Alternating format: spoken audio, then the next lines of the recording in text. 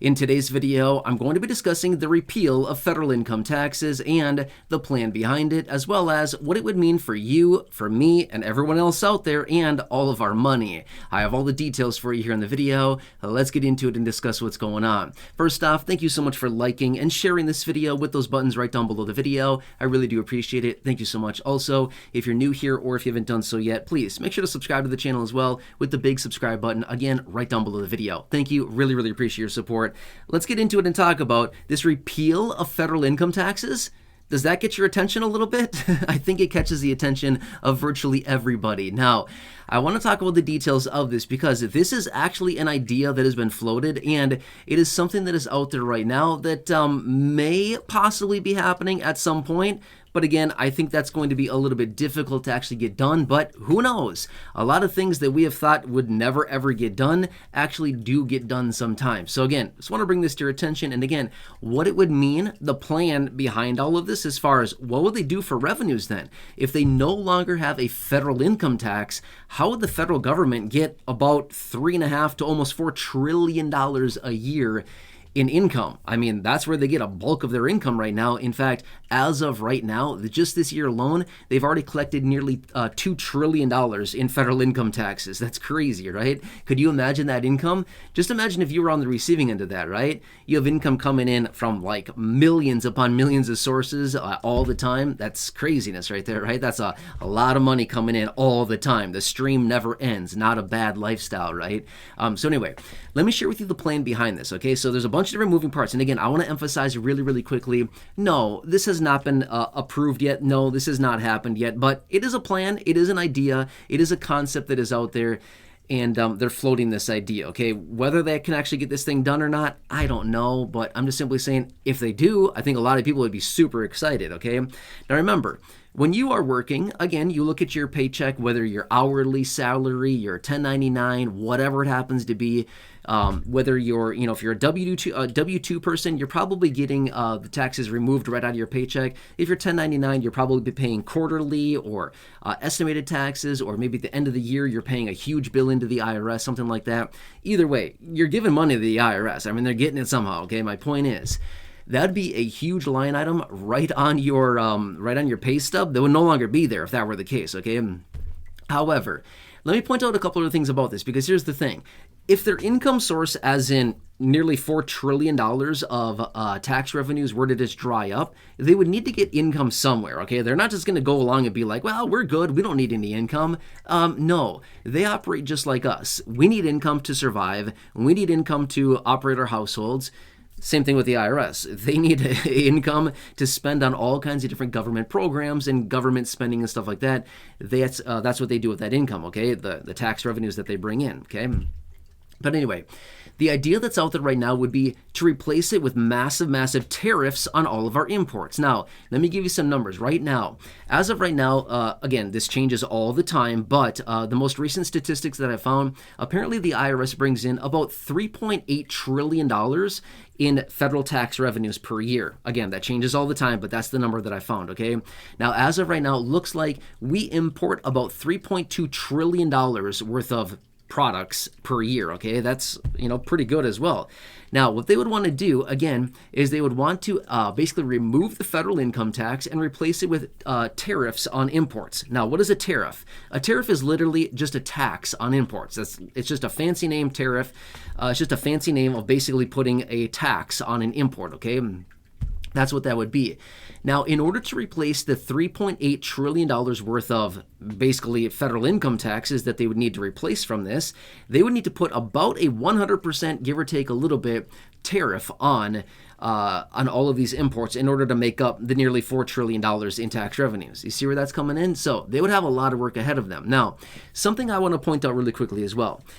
If they were to put these massive tariffs on imports, who do you think at the end of the day is going to pay for that? Do you think it's going to be, I don't know, the manufacturer? Do you think it's going to be the shipping companies that bring it across the ocean? Do you think it's going to be the truckers who basically take it from the ports all the way across the country on trains and semis and stuff like that? Do you think it's going to be the retailers?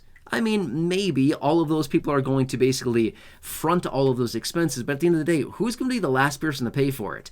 Yes, you're right. You and me and everybody else out there, the consumer. The consumer is always the person who holds the bag at the end of the day, okay? Have you ever heard that saying? Oh, they're holding the bag. That means they basically got schnookered, right? I don't know if that's a real word or not, but they're basically the one who basically, took it. You kind of know what I'm saying here, right?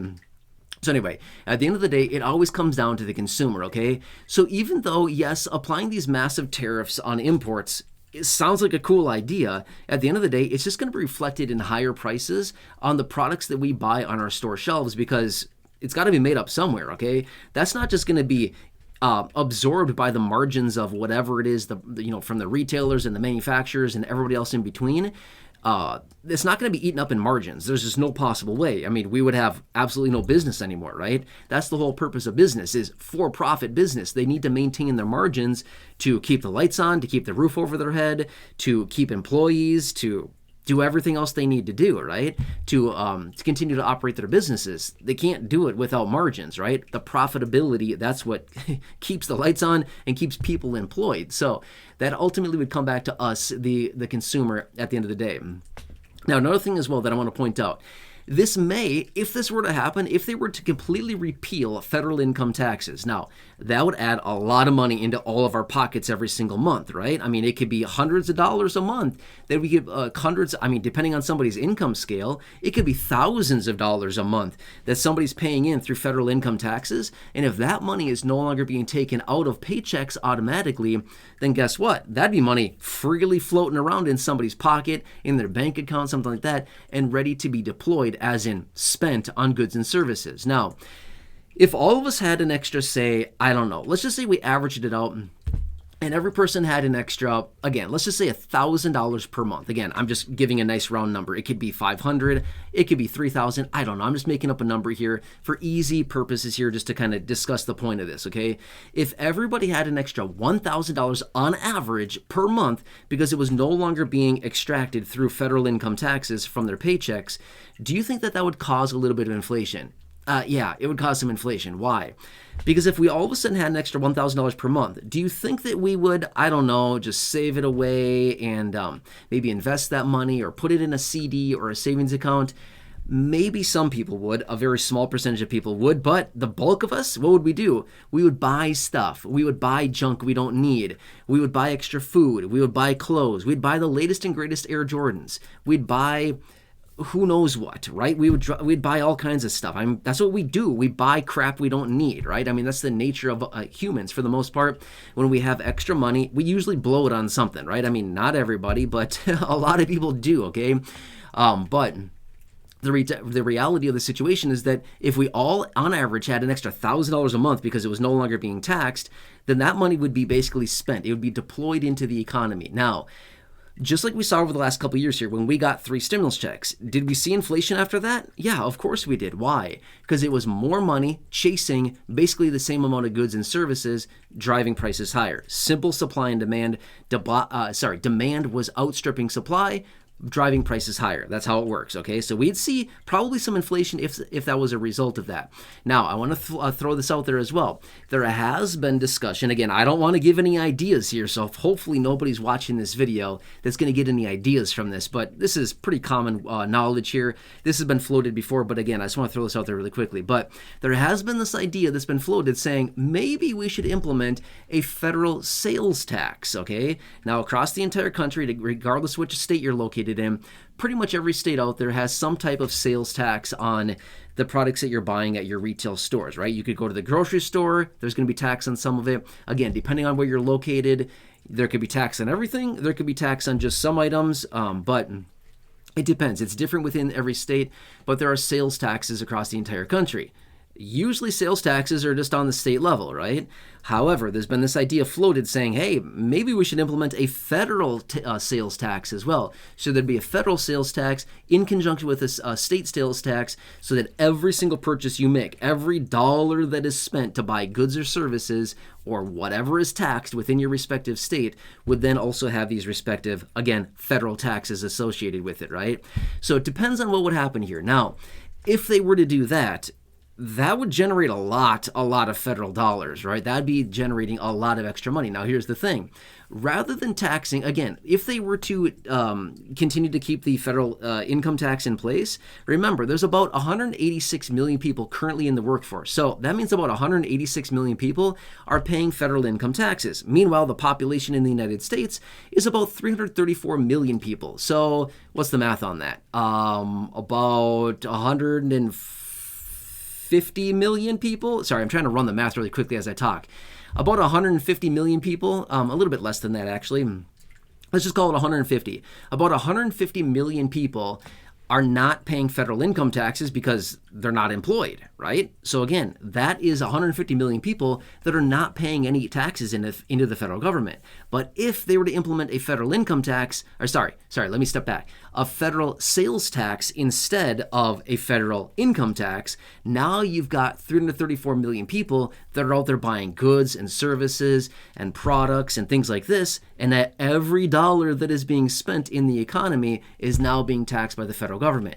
Now, the difference would be, generally, federal income taxes are, pretty steep in some instances, anywhere between about 10 and about 37-ish or so percent. It's kind of a lot. Whereas a federal sales tax would probably only be anywhere between about 2 and maybe 7% tops. Okay, so again, it's a lot smaller of a percentage point, but it's also being collected on every single dollar that is being spent for basically every single resident or basically every single person residing in the United States versus just 186 million people that are strictly in the workforce off their incomes. Does that kind of make sense, right? So there's certainly some trade-offs here. What would be the best approach? I'm going to be honest with you. I don't really know. I would have to run the numbers more accurately. I'm not really sure, but I could certainly run the numbers on this. But realistically, repealing a federal income tax would be, that would be really awesome in a lot of ways for a lot of people that would really, really enjoy that. There could be some negative consequences of having no federal income tax. But remember, they've got to get the money from somewhere, okay? The federal government is not going to go and say, we're good. We don't need any income. We'll be fine. No, that's not the case, okay? It's just, think of this as well, okay? I want to throw something really quickly. Everybody looks at the government as like this own little entity. Think of it this way. The government is a business. The government is literally a business, okay? They have revenues called tax revenue, okay? That's like their gross profit or their gross revenues. They have expenses called all kinds of stuff. I mean, they're constantly having expenditures. They have government programs. They have government employees. I mean, the list goes on and on. The list is almost infinite of all the expenses they have, just like a business, right? And then they have net profit, or in this case, net loss. They don't have net profit because they spend more than they actually bring in through their revenues, right? So in the case of like this, when it comes down to the government, they can run deficits. They can run negative cash flows. For a business, that's called bankrupt, right? That's called a business that is not a business anymore. That's called locking up the doors and throwing away the key, because that is a business that has gone out of business, and that is called a business that has gone bankrupt, okay? But the government can do it. The business sector cannot do it because you just can't, right? It just doesn't work that way. That's why businesses are for profit. You need to have a profit in order to keep the lights on and keep people employed, right? All right, so anyway, I'm probably going to leave it at that for now. I would love to come back and talk about this again in more detail if you want me to in a separate video. Let me know down below in the comment section, but I'd love to hear your feedback on this. What do you think? Do you think that they should repeal federal income taxes and replace it with massive tariffs of about 100% or so on all imports, and then possibly all of us have to pay that through increased prices? Do you agree with some type of federal sales tax? What are your thoughts on this? I would love to hear your feedback down below. But at the end of the day, would it make people feel better if we had more money in our pockets, but we had to pay a little bit more at the store? I'm not sure about you, but for me personally, if I have a couple bucks in my possession, I feel a lot better versus saying, got nothing here, nothing floating around here, not sure what to do now, right? So again, I think we all feel a little bit better, just psychologically. I think a lot of us feel a lot better about ourselves, our personal situation, our household finances. If we have a couple bucks to our name, if we have a couple dollars floating around in a bank account, I think a lot of us feel a lot better about ourselves versus having nothing and paying a little bit lower prices at the store, or as of recently, not even lower prices, but high prices and still no money, right? Anyway, I'd love to hear your feedback, but again, please subscribe down below if you haven't done so. Totally free to do so. The big subscribe button right down below the video. Otherwise, like the video, share the video, leave a comment, question, feedback down below. Again, all of which are down below the video. Check out the other videos here on the channel, including the thousands in the video library, the ones I've hand selected for you down below in the description at the top of the comment section. And right now, popping up on your screen, you'll see some videos there as well. Check out one of those. Again, thank you so much for your support. Really appreciate it. Enjoy your day. Take care. Have a good one. And